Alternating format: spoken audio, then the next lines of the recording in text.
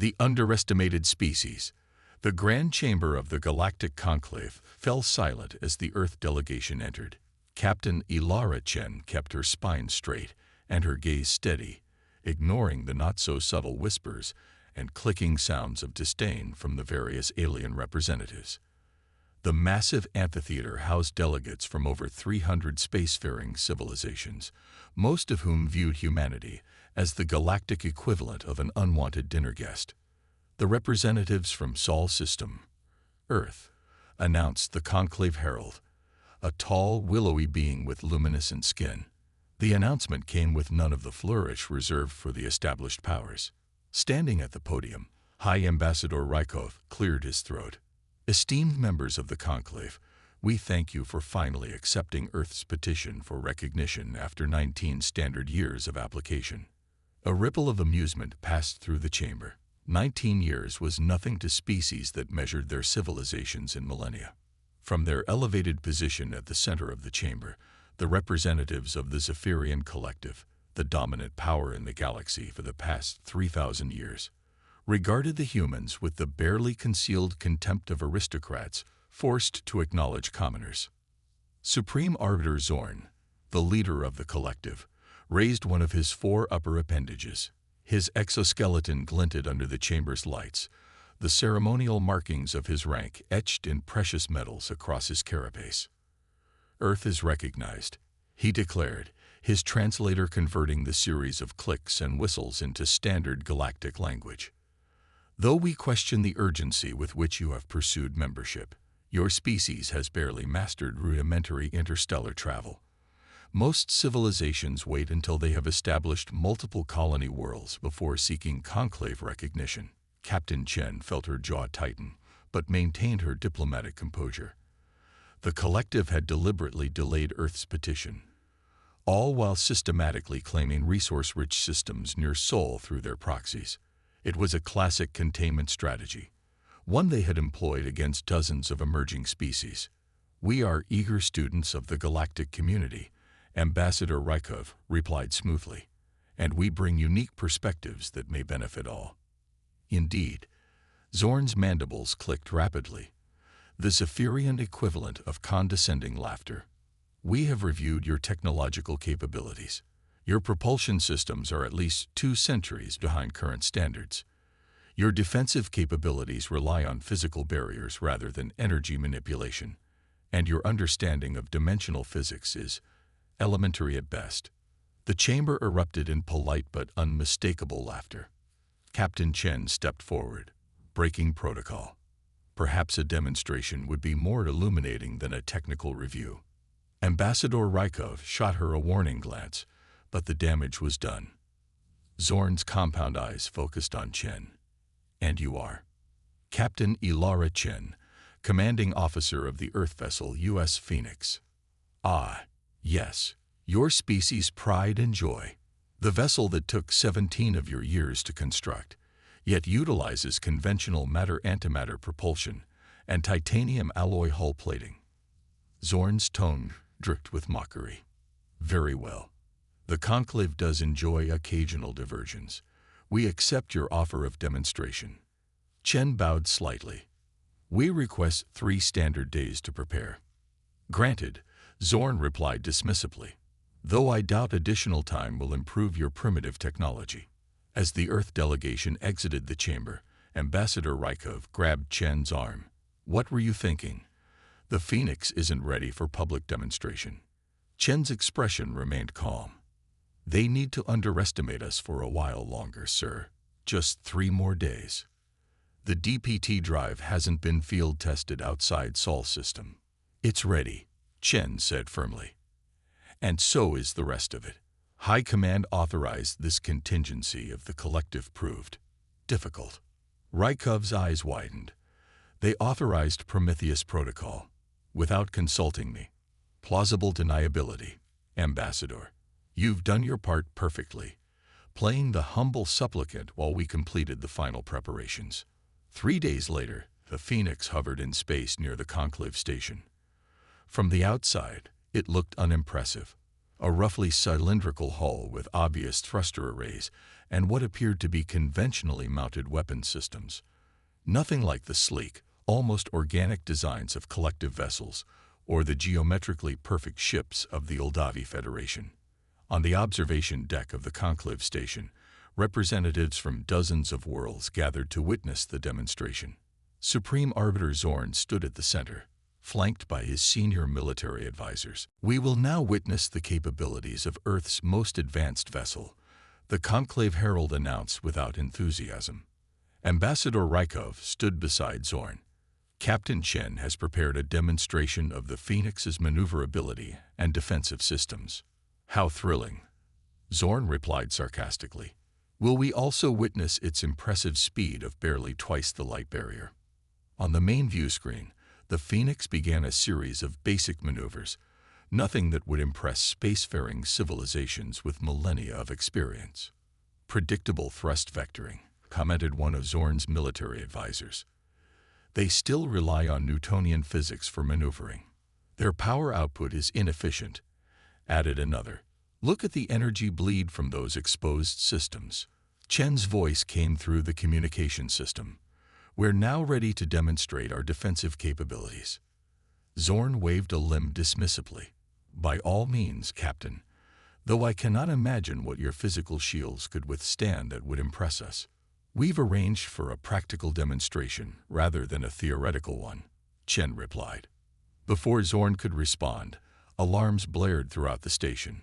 "Multiple vessels entering the system," announced the station's security officer. "Configuration matches Draken raiders." The atmosphere on the observation deck changed instantly.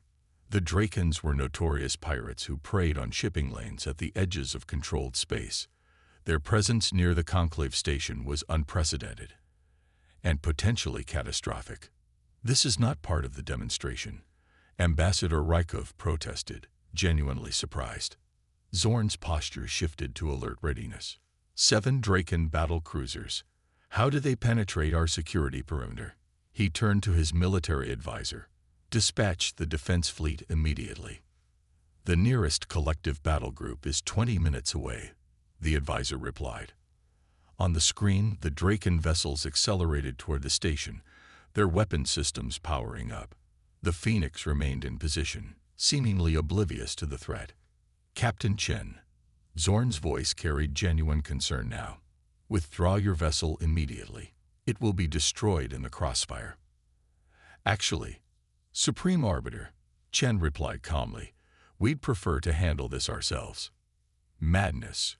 Your single vessel against 7 Draken cruisers. They'll annihilate you. Perhaps you'd like to observe before summoning your fleet. I think you might find our approach educational." Pride and curiosity warred in Zorn's posture before he inclined his head. "Very well. I will witness your futile defense effort. It may provide useful data on Draken attack patterns." On the view screen, the Draken vessels formed a hunting pattern, surrounding the seemingly vulnerable Earth ship. The lead raider opened fire, a barrage of plasma torpedoes that should have vaporized the Phoenix instantly. Instead, something extraordinary happened. The torpedoes passed through the Phoenix as if it wasn't there. "Sensor malfunction," one of Zorn's officers declared. "The human vessel must have been destroyed." "No malfunction," Ambassador Rykov replied, his eyes fixed on the display. "The Phoenix is exactly where it's supposed to be." The Earth vessel flickered on the screen, its image distorting momentarily before stabilizing. It wasn't damaged.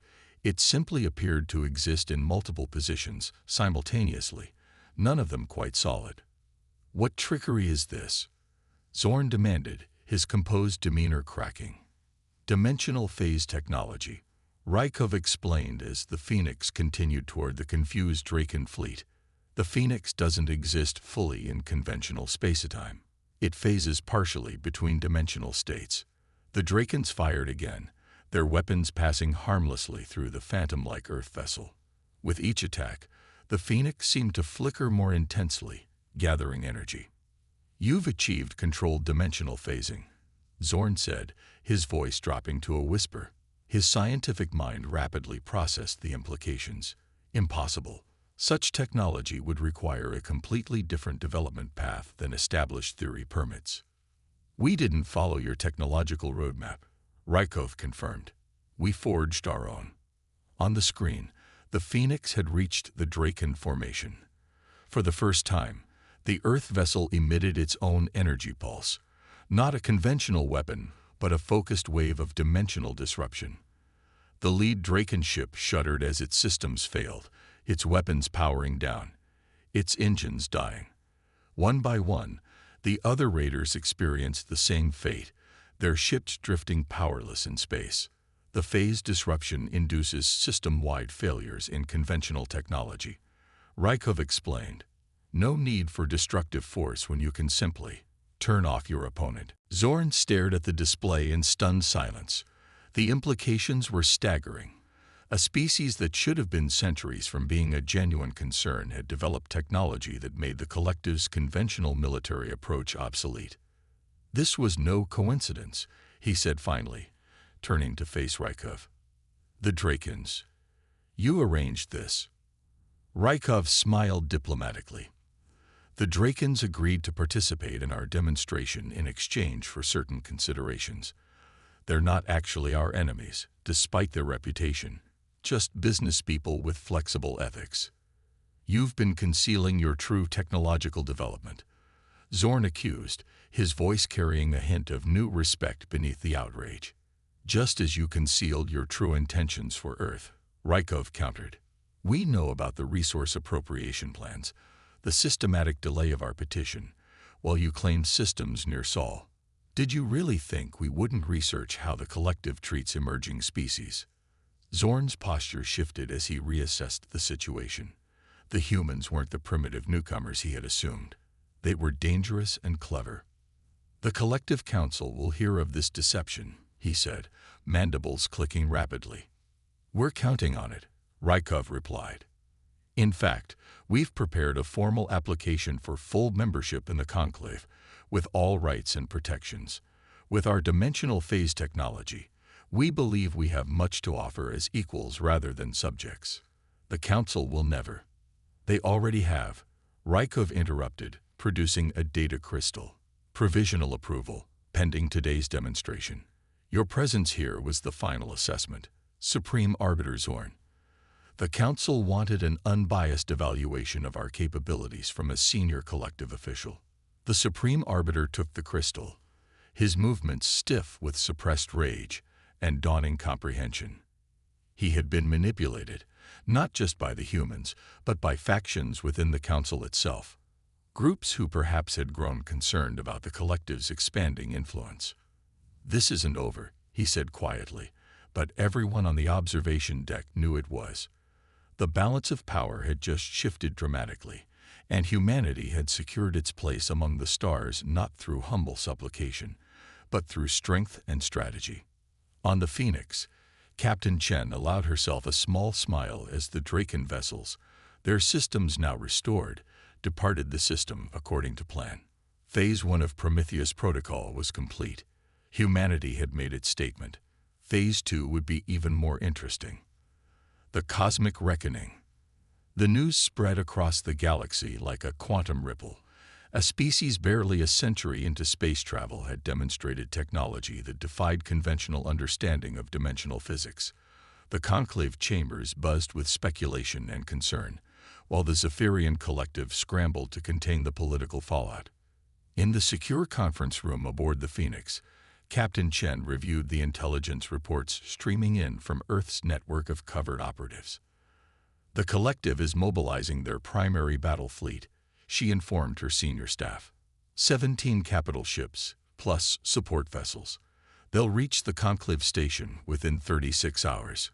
Commander Jackson, her tactical officer, frowned. That's a significant escalation. The demonstration wasn't supposed to trigger a military response. Zorn is saving face, Chen replied. He can't afford to appear weak, especially after being outmaneuvered politically. Dr. Nadira Sengupta, chief scientist and architect of the dimensional phase technology, looked up from her datapad. Captain, I'm detecting unusual energy signatures from the Collective vessels.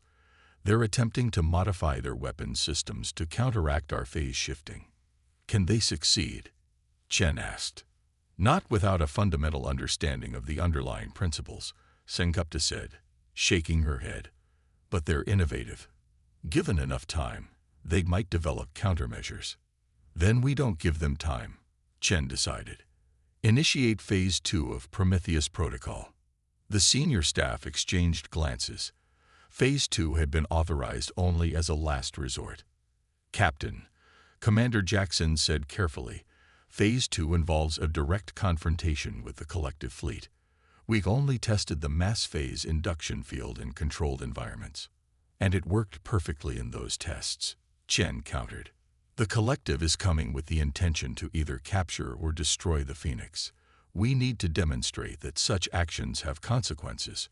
High Command might prefer a diplomatic solution now that we've made our point, suggested Lieutenant Commander Okafor, Communications Officer. Chen's expression hardened. High Command understood the potential scenarios when they authorized Prometheus Protocol. The collective has dominated this galaxy for 3 millennia through technological superiority and the fear it engenders. That era ends today. She stood and straightened her uniform. Set course for the Helios checkpoint. That's where the collective fleet will emerge from FTL transit. As the Phoenix departed, Ambassador Rykov was navigating a different kind of battlefield. The emergency session of the Conclave had devolved into faction-based arguments, with the collective's allies demanding sanctions against Earth for technological deception, while others, particularly species who had suffered under Zephyrian dominance, advocated for humanity's full integration into the galactic community. The protocols are clear, argued the Uldavi representative, whose crystalline form shimmered with agitation. New species must undergo staged technological assessment before full membership can be granted. Protocols established by the collective, countered the delegate from Neuraxis, a world that had only recently regained independence after centuries of Zephyrian protection. Protocols designed to maintain their technological advantage while they assess potential rivals for weaknesses. Supreme Arbiter Zorn raised his appendages for silence. This is not about protocols or politics. This is about security. The humans have concealed a technology that fundamentally alters the balance of power in this galaxy. What else might they be hiding? Rykov stepped to the center of the chamber. We hid nothing that wasn't already hidden from us. For 19 years, the collective delayed our petition while systematically exploring methods to contain Earth's development. He activated a holographic projection in the center of the chamber. These are classified collective directives regarding Earth, obtained through means I won't disclose. They detail plans to establish military bases in systems adjacent to Sol, resource appropriation schedules, and containment protocols should humanity develop faster than anticipated. The chamber erupted in chaos as the documents were translated and distributed to all delegates. Many had suspected the collective's methods, but seeing them documented was another matter entirely. Zorn's mandibles clicked furiously. These are forgeries. And even if they weren't, the collective has the authority to manage emerging species for the stability of the galaxy. Stability? Rykov's voice cut through the noise. Or hegemony. How many species have had their development artificially stunted because they showed potential to rival the collective? How many have been reduced to client states, providing resources and labor while receiving only scraps of technology in return? Before Zorn could respond, an aide rushed to his side and whispered urgently into his auditory receptor. The Supreme Arbiter's posture shifted instantly from outrage to alarm. "This session is temporarily adjourned," he declared. "A security matter requires my immediate attention." As Zorn hurried from the chamber, Rykov received his own urgent communication. The message was brief but clear.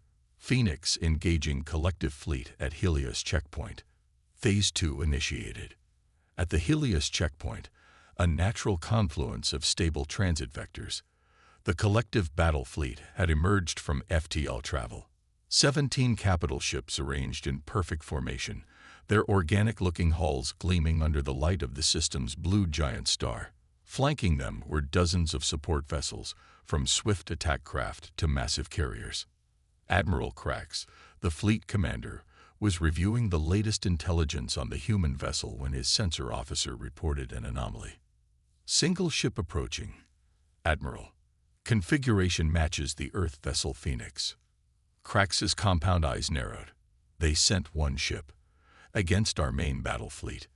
It appears so, Admiral. They're broadcasting a message. Put it through. Captain Chen's image appeared on the command deck's main screen. Attention, collective fleet. This is Captain Ilara Chen of the Earth vessel Phoenix. We are aware of your intentions regarding our technology and our world.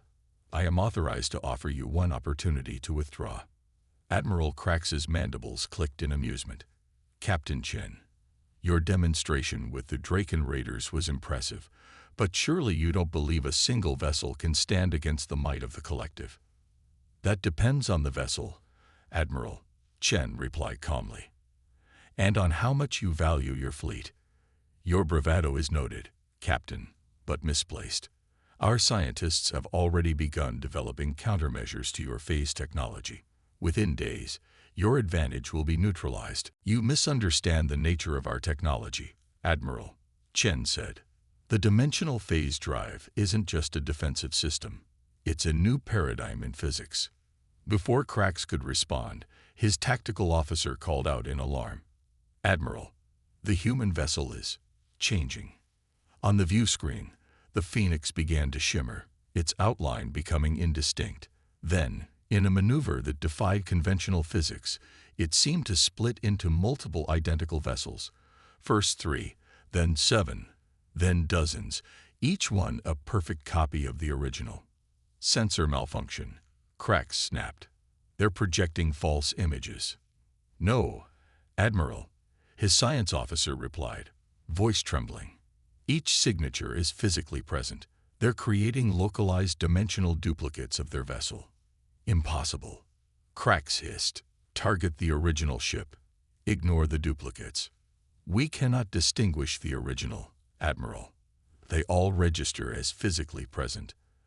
As the collective fleet's targeting systems struggle to make sense of the multiple Phoenixes now surrounding them, Captain Chen's voice came through the communication system again.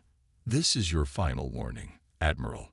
Withdraw your fleet and acknowledge Earth's sovereignty, or we will be forced to demonstrate the full capabilities of the Phoenix. Admiral Krax had not risen to command the collective's main battle fleet by backing down from threats. All vessels, open fire. Saturate the area with plasma torpedoes. They cannot maintain this illusion under direct attack. The collective fleet unleashed its firepower, a devastating barrage that would have annihilated any conventional force. Energy weapons and plasma torpedoes tore through space and through the phantom Phoenixes without effect. As you wish, Admiral. Chen's voice was tinged with regret. Initiating mass phase induction field.